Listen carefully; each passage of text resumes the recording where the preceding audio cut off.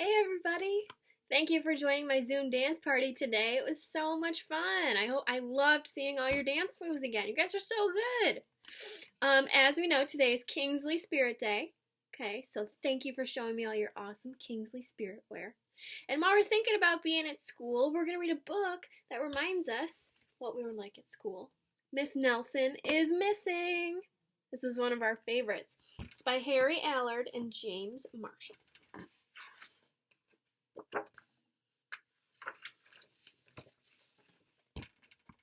The kids in room 207 were misbehaving again. Spitballs stuck to the ceiling. Paper planes whizzed through the air. They were the worst behaved class in the whole school. Not our class. Now settle down, said Miss Nelson in a sweet voice, but the class would not settle down. They whispered and giggled. They squirmed and made faces.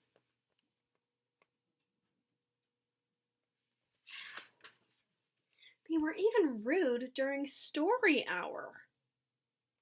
They always refused to do their lessons. Something will have to be done, said Miss Nelson.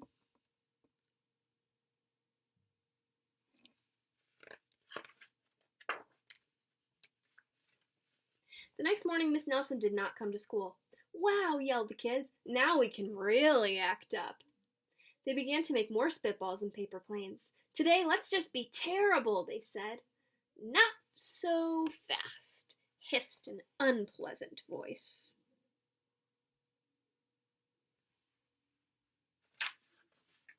A woman in an ugly black dress stood before them.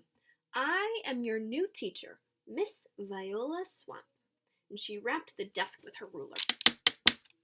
Where is Miss Nelson? Asked the kids. Never mind that, snapped Miss Swamp. Open those arithmetic books. Miss Nelson's kids did as they were told. It says, work to be done. Math, poems, English, history, geography.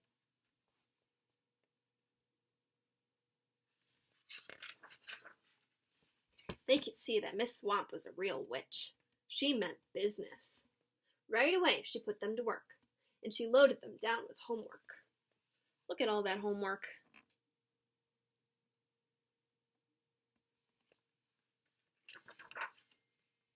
We'll have no story hour today, said Miss Swamp. Keep your mouth shut, said Miss Swamp. Sit perfectly still, said Miss Swamp. And if you misbehave, you'll be sorry, said Miss Swamp. The kids in room 207 had never worked so hard.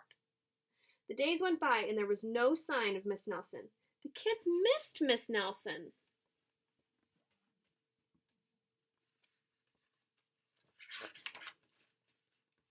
Maybe we should try to find her, they said. Some of them went to the police. Detective McSmog was assigned to the case.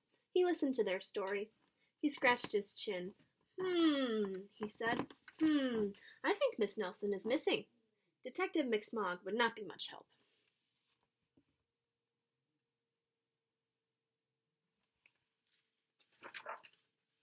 Other kids went to Miss Nelson's house. The shades were tightly drawn and no one answered the door.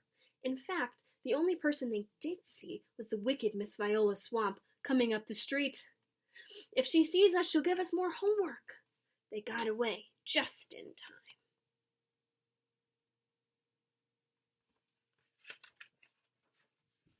Maybe something terrible happened to Miss Nelson. Maybe she was gobbled up by a shark, said one of the kids. But that didn't seem likely.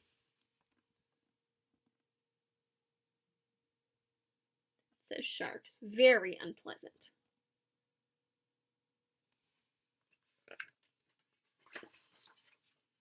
Maybe Miss Nelson went to Mars, said another kid. But that didn't seem likely either.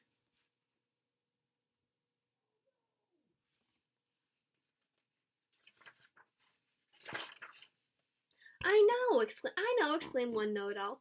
Maybe Miss Nelson's car was carried off by a swarm of angry butterflies. But that was the least likely of all.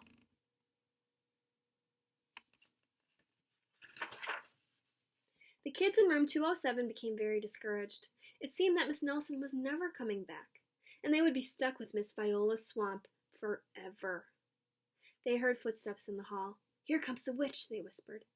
Hello, children, someone said in a sweet voice. It was Miss Nelson. Did you miss me? She asked. We certainly did, cried all the kids. Where were you? That's my little secret, said Miss Nelson.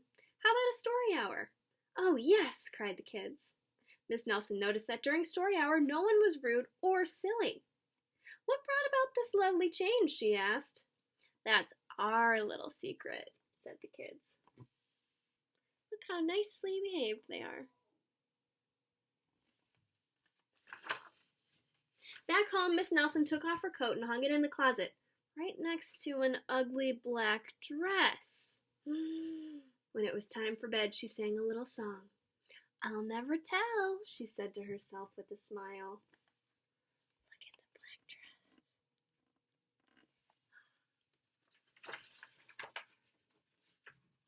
P.S.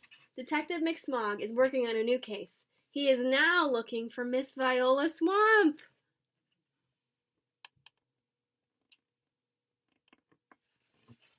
Thank you for all your hard work this week, boys and girls. You did an awesome job, and I loved seeing all your Grand Canyon projects.